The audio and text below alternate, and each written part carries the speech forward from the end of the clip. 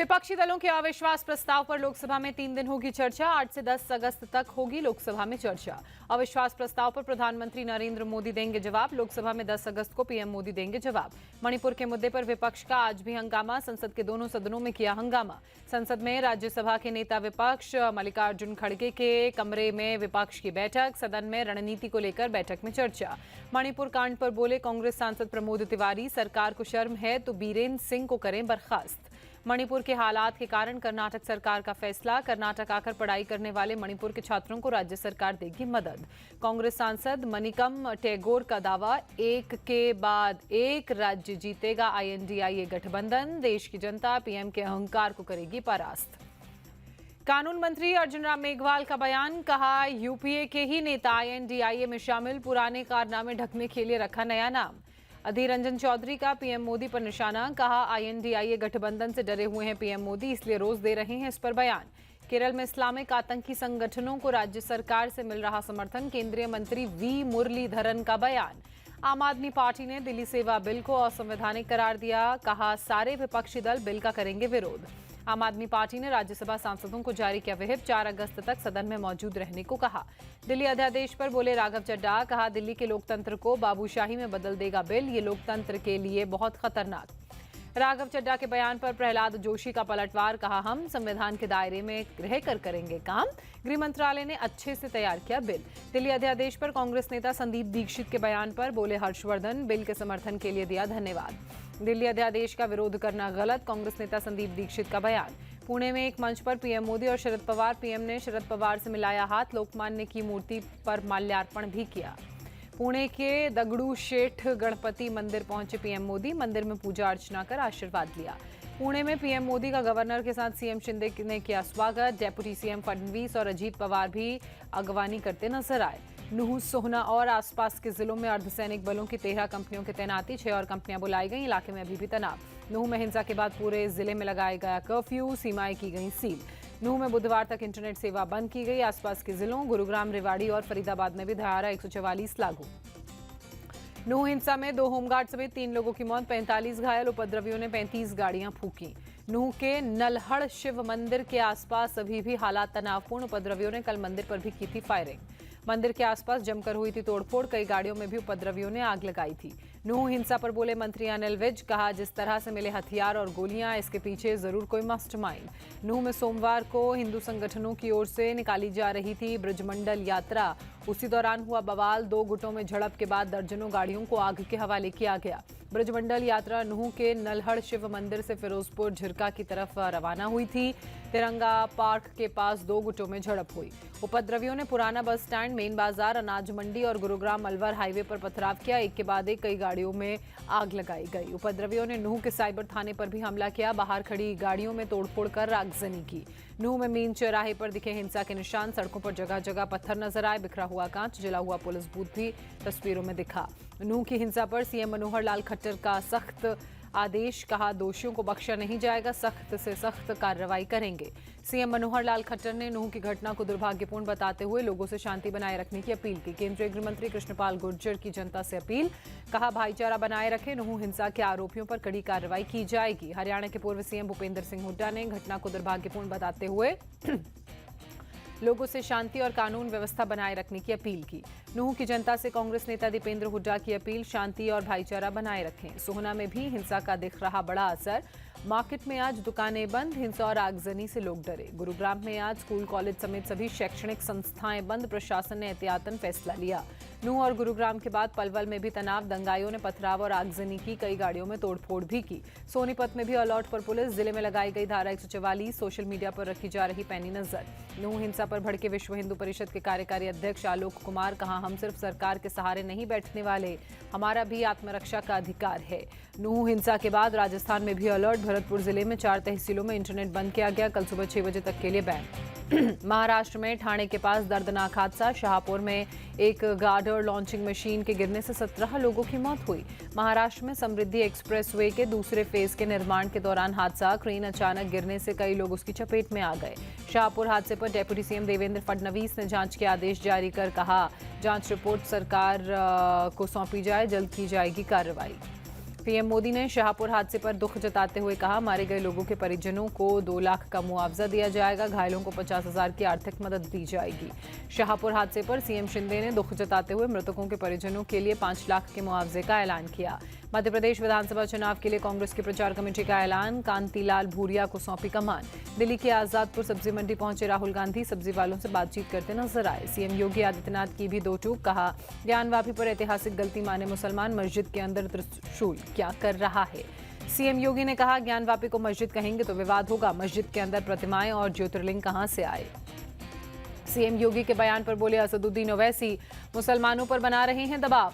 असदुद्दीन ओवैसी ने सीएम योगी के बयान को बताया सांप्रदायिक राजनीति का हिस्सा, उनका बयान संविधान के खिलाफ कहा। सीएम योगी के बयान का हिंदू पक्ष ने किया स्वागत।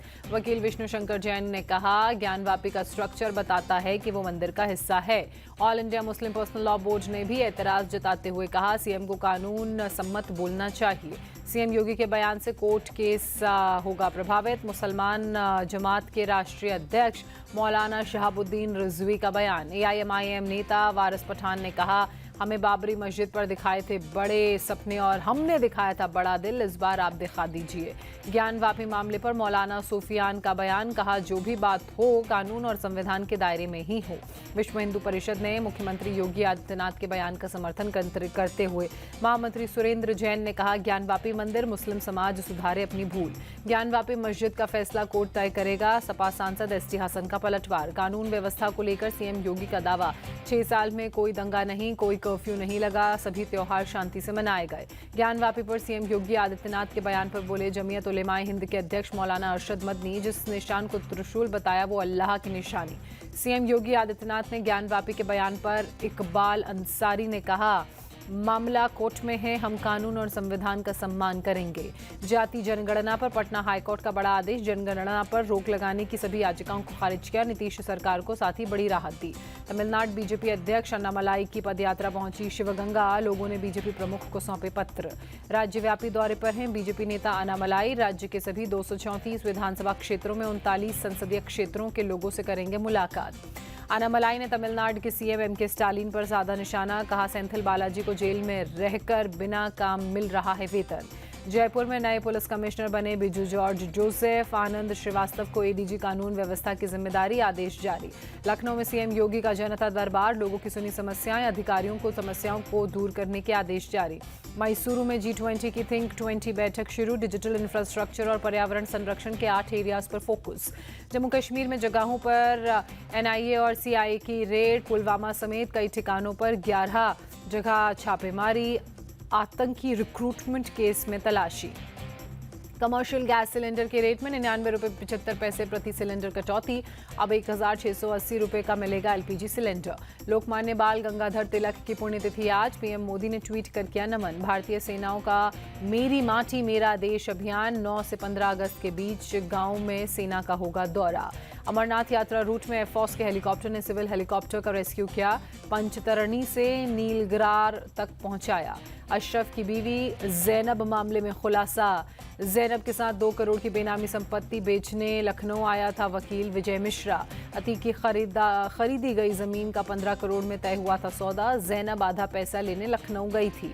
अतीक जमीन मामले में खुलासा, 14 गरीब लोगों से खरीदी गई थी जमीन, किसी दूसरे के नाम पर खरीदी गई थी जमीन। सिद्धू मूसेवाला मर्डर में आरोपी सचिन बिश्नोई को भारत लाया गया, अजरबैजान के बाकू में पकड़ा गया था लॉरेंस गैंग का अपराधी सचिन। पालघर में जयपुर सुपरफास्ट ट्रेन में फायरिंग केस, पुलिस ने 3 गवाहों का बयान दर्ज कर कई और यात्रियों से संपर्क साधने की कोशिश भी जारी रखी है।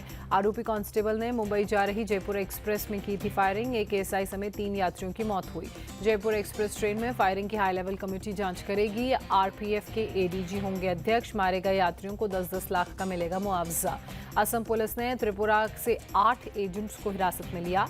अवैध रोहिंग्याओं की घुसपैठ को लेकर फर्जी सर्टिफिकेट की बात आई सामने। गुवाहाटी में 101 ग्राम ब्राउन शुगर के साथ 2 ड्रग्स तस्कर गिरफ्तार, 4 मोबाइल फोन और एक कार भी जब्त की गई।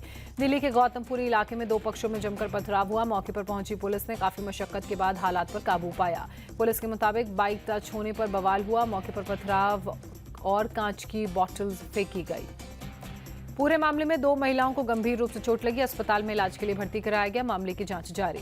पुणे अल सूफा आतंकी संगठन जांच मामले में एटीएस को मिली बड़ी कामयाबी। आरोपियों के पास से बम बनाने का मटेरियल बरामद किया। एटीएस सूत्रों ने बताया दोनों आरोपियों के पास से chemical powder, charcoal, thermometer, dropper समेत कई आपत्तिजनक चीजें बरामद की गई। उत्तर प्रदेश के एटा में 4 लोग कुएं में गिरे, चारों लोगों को सुरक्षित कुएं से बाहर निकाला गया। कर्नाटक के हुबली में ऑटो ड्राइवर एसोसिएशन का प्रदर्शन, बसों में सरकार के मुफ्त यात्रा का विरोध कर रहे हैं। चेन्नई के गुडुवनचेरी में पुलिस पर बदमाशों का धारदार हथियारों से हमला, मुठभेड़ में 2 हिस्ट्री शीटर अपराधी मारे गए। उत्तर प्रदेश के इटावा में पुलिस और बदमाशों के बीच एनकाउंटर, 2 बदमाश गिरफ्तार। बदमाशों ने पुलिस टीम पर की फायरिंग, पुलिस की जवाबी कार्रवाई में बदमाश घायल, बदमाश के पैर में लगी गोली। पंजाब के मोहाली में पुलिस ने चलाया सर्च ऑपरेशन, ड्रग्स के खिलाफ एक्शन में पंजाब पुलिस ने मोहाली के 8 हॉटस्पॉट इलाकों पर सर्च ऑपरेशन चलाया। ड्रग्स सहित कई लोगों को पुलिस ने अपनी हिरासत में लिया। पुलिस और एसटीएफ को ड्रग्स के खिलाफ सख्ती से अभियान चलाने का मिला है आदेश। 15 अगस्त तक सुरक्षा व्यवस्था को लेकर चलती रहेगी इसी तरह की जांच। बिहार के छपरा में अपराधियों के हौसले बुलंद, जेल में तैनात जवान को मारी गोली, घायल जवान को अस्पताल कराया गया भर्ती, जवान की हालत स्थिर। आंध्र प्रदेश के श्रीकाकुलम में भारी मात्रा में कैनबिज बरामद, पुलिस ने कैनबिज के साथ पूर्व क्रिकेटर को किया गिरफ्तार। मध्य प्रदेश के इंदौर में पुलिस ने 2 लोगों को गिरफ्तार किया, नकली मार्कशीट बनाने का करते थे धंधा। आर्मी की नदन कमांड ने एथलीट आशा मालवीय को किया सम्मानित, साइकिल से 25,000 किलोमीटर की यात्रा पर पहुंचेंगी दिल्ली। मदुरई के कल्लालागर मंदिर में रथ उत्सव का आयोजन, बड़ी संख्या में श्रद्धालु हुए शामिल। चमोली में पीपल कोटी के पास लैंडस्लाइड, बद्रीनाथ नेशनल हाईवे पर मलबा गिरने से ट्रैफिक प्रभावित।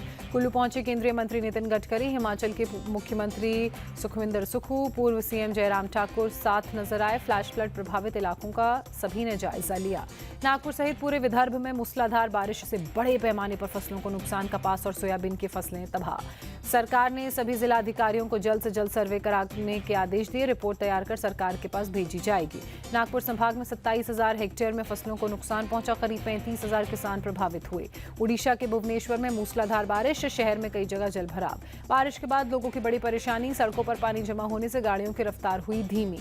सरकार ने घरेलू कच्चे तेल पर बढ़ाया टैक्स, एसएईडी को 1,600 रुपये प्रति टन से बढ़ाकर 4,250 रुपये प्रति टन किया। सैन फ्रांसिस्को में ट्विटर हेडक्वार्टर से उतारा गया लोगो साइन, एक्स शिकायत के बाद एक्शन, नया लोगो लगाने के लिए लेनी होती है इजाजत। म्यांमार में लोकतंत्र समर्थक नेता आंग सान सू की को मिलेगी माफी, स्टेट मीडिया के हवाले से खबर। इस्लामिक स्टेट ग्रुप ने पाकिस्तान में आत्मघाती बम विस्फोट की जिम्मेदारी ली, एक राजनीतिक दल की सभा में 54 लोग मारे गए थे। कतर की राजधानी दोहा में अमेरिका तालिबान की मीटिंग, अफगानिस्तान की इकॉनमी और ह्यूमन राइट्स पर मीटिंग में चर्चा। भारत वेस्ट इंडीज के बीच तीसरा वनडे आज पोर्ट ऑफ स्पेन में होगा मुकाबला, शाम 7 बजे से शुरू होगा मैच। तीसरे वनडे में रोहित शर्मा की वापसी तय, संजू सैमसन और अक्षर पटेल की छुट्टी होगी। भारत वेस्ट इंडीज की टीम सीरीज में 1-1 से बराबरी पर, आज जीतने वाली टीम सीरीज पर करेगी कब्जा। आयरलैंड के खिलाफ 3 T20 मैचों के लिए भारतीय टीम का ऐलान, तेज गेंदबाज जसप्रीत बुमराह होंगे टीम के कप्तान। रोहित शर्मा, विराट कोहली और हार्दिक पांड्या को दिया गया आराम, तिलक वर्मा, रिंकू सिंह और जितेश शर्मा को मिला मौका। आयरलैंड के खिलाफ टीम इंडिया 3 मैचों की अगस्त में खेलेगी T20 सीरीज, 18 अगस्त को होगा सीरीज का पहला मुकाबला। वर्ल्ड कप में भारत पाकिस्तान का मैच 15 अक्टूबर की जगह 14 अक्टूबर को होगा। अहमदाबाद के नरेंद्र मोदी स्टेडियम में खेला जाएगा ये मुकाबला। सेंसर बोर्ड ने OMG2 ट्रेलर को दी हरी झंडी, अक्षय कैरेक्टर में बदलने का दिया सुझाव, फिल्म में 20 कट 15 चेंजेस को भी कहा। फिल्म इंडस्ट्री में अपनी सफलता पर बोली नोरा फतेही, मेरी सक्सेस के पीछे कोई स्टार नहीं। फैशन रैंप पर उतरी आथिया शेट्टी, पति और क्रिकेटर केएल राहुल ने किया चीयर्स, पिता सुनील शेट्टी ने भी की तारीफ।